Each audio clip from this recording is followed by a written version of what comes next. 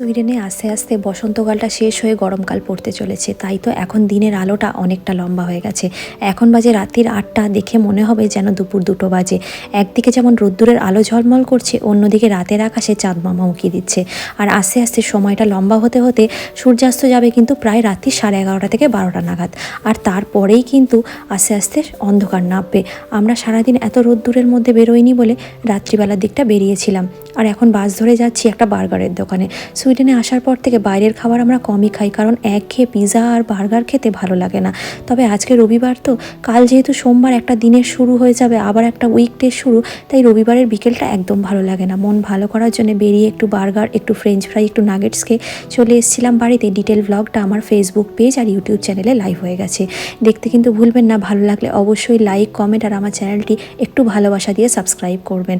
আর যদি ফেসবুক পেজে দেখে থাকেন, পেজটি কিন্তু ফলো করে নেবেন। সবাই ভালো থাকবেন, সাবধানে